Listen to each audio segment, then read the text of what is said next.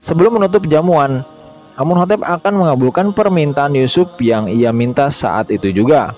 Yusuf langsung meminta dua permintaan kepada Amunhotep, bahwa yang pertama dia meminta untuk membebaskan para wanita bangsawan dari penjara, dan yang kedua membebaskan semua tahanan yang ada di penjara. Yusuf akan menjamin kelakuan baik mereka setelah bebas.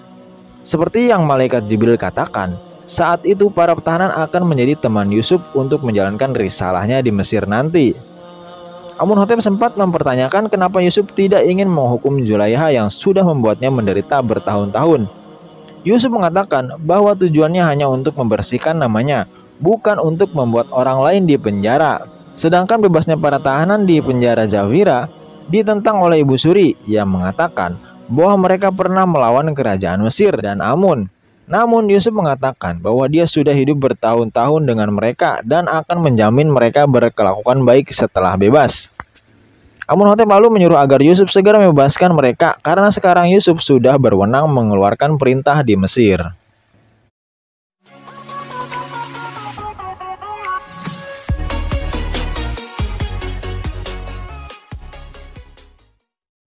Para tahanan di penjara Zawira akhirnya dibebaskan oleh Yusuf. Pada awalnya mereka kebingungan apa penyebab mereka tiba-tiba dibebaskan dari penjara. Tapi setelah mengetahui bahwa yang membebaskan mereka adalah Yusuf, sang konsultan penguasa Mesir, mereka langsung kegirangan dan sangat bergembira.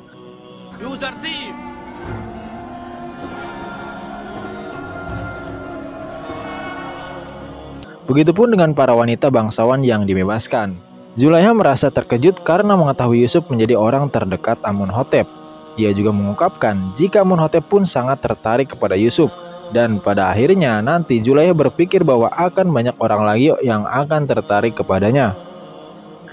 Seluruh warga Mesir mulai membicarakan Yusuf yang telah mengalahkan Anik Mau dan Dewa Amun di istana.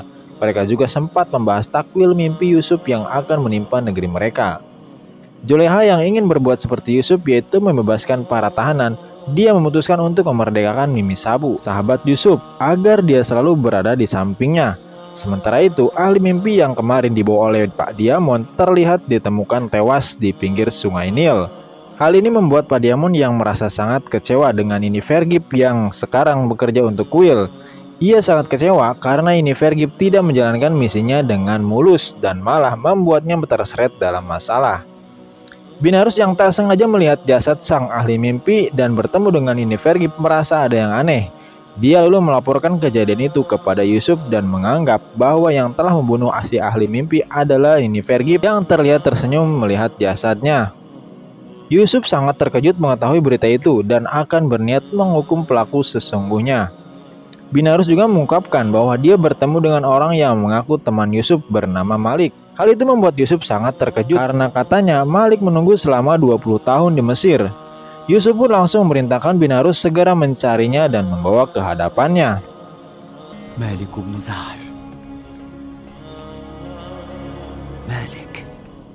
Para pendeta mulai membicarakan apa yang telah terjadi di kota Mesir, karena mereka semua berbicara kekalahan Amun terhadap Tuhan dari Yusuf. Mereka semakin khawatir jika semua iman orang Mesir akan runtuh kepada Amun dan akhirnya memberontak mereka semua.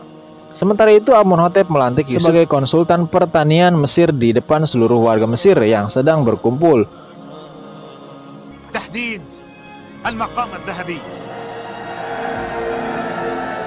Yusuf langsung mengatakan semua rencananya untuk mengatasi masa subur dan masa paceklik Mesir kepada semua orang. Seluruh warga harus menanam gandum dan menyerahkannya kepada pemerintahan Mesir nantinya, karena seluruh tanah Mesir ini adalah milik Amunhotep. Namun nantinya gandum itu akan dikembalikan ke mereka. Setelah itu Yusuf menyuruh mereka menyerahkan kepada pemerintah Mesir karena pemerintahan yang akan menyimpan gandum itu. Dan jika para warga nekat menyimpannya sendiri dan nantinya gandum itu akan membusuk, pemerintahan tidak akan bertanggung jawab dan tidak akan memberikan gandum kepada mereka. Di situ juga para pendeta kuil ada di tengah-tengah kerumunan warga untuk menghasut agar tidak menuruti perintah Yusuf itu. Namun apalah daya, perkataan para pendeta itu seolah-olah didengar oleh Yusuf yang langsung dijawab olehnya. Semua warga pun menjadi semakin percaya kepada perkataan Yusuf dan akan mengikuti peraturan pemerintah nantinya. Zulaiha yang hadir di sana pun semakin mengakui jika Yusuf memang pantas untuk ditinggikan posisinya, karena memiliki kecerdasan yang luar biasa sejak ia masih kecil.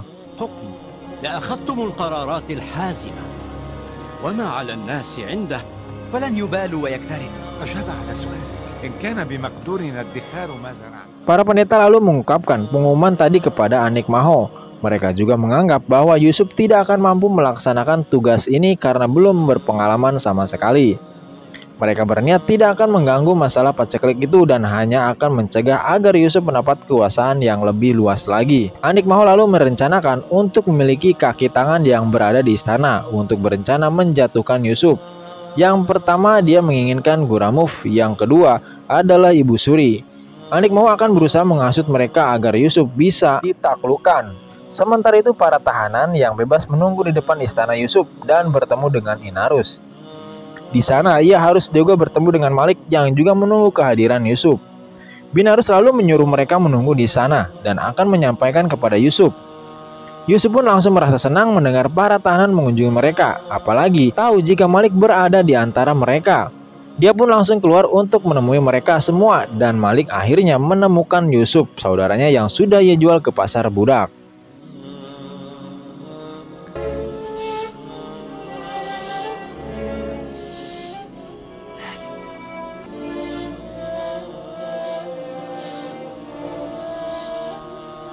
Malik merasa sangat bersalah karena telah menjual utusan Allah di pasar budak saat itu.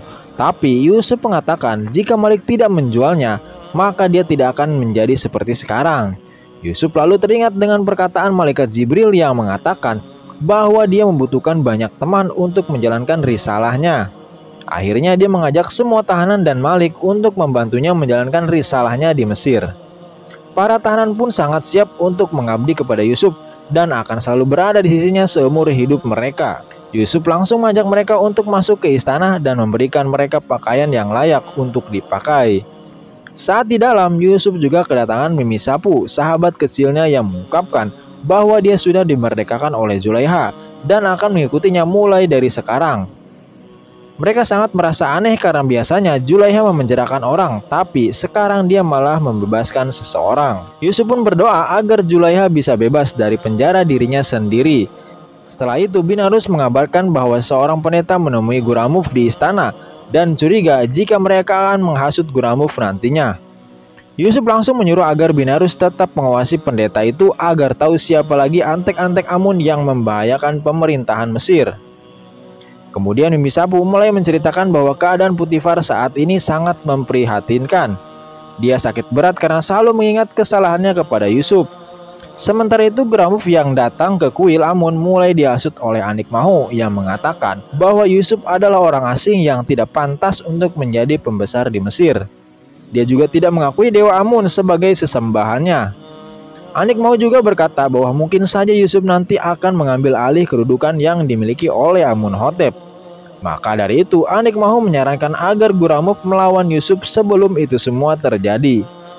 Akan tetapi Guramuf tidak akan menentang Yusuf jika dia tidak mengkhianati Amunhotep sama sekali.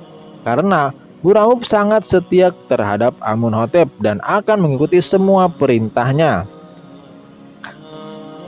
Sementara itu Putifar yang sedang sakit-sakitan merasa bahwa yang bisa menenangkannya saat ini hanyalah Yusuf. Tapi sayangnya dia telah kehilangan Yusuf gara-gara ulah dari Zulaiha. Binarus kembali memergoki pendeta kuil yang menuju ke ruangan Ibu Suri.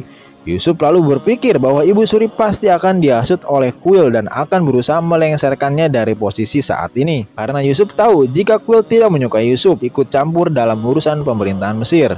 Dan ternyata memang benar, Anik Maho mulai menghasut Ibu Suri. Yusuf adalah orang asing yang tak pantas berkuasa di negeri sebesar seperti Mesir. Dia terus memanas-manas Ibu Suri. Jika Yusuf menggunakan seluruh uangnya hanya untuk membeli gandum, maka Mesir akan melemah dan akan diserang oleh negara lain. Kemudian Anik Maho meminta agar Ibu Suri segera menasihati Amunhotep agar mengganti Yusuf dengan seseorang yang dekat dengan mereka atau warga Mesir.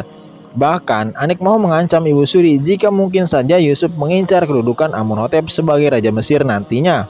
Setelah itu Ibu Suri pun menuju istana Amunhotep untuk menyampaikan apa yang telah dibisikkan oleh Anik Maho tadi. Sebelum itu ternyata pelayan Ibu Suri menceritakan semuanya kepada Binarus sebelum masuk ke istana. Saat Ibu Suri menceritakan semuanya kepada Amunhotep sama sekali tidak menghiraukan semua perkataannya itu. Karena Amunhotep teringat dengan perkataan ayahnya, jika ibunya tidak boleh ikut campur dalam urusan pemerintahan. Dan Amunhotep juga berpikir jika para pendetalah dalang di balik Ibu Suri berkata seperti itu kepadanya.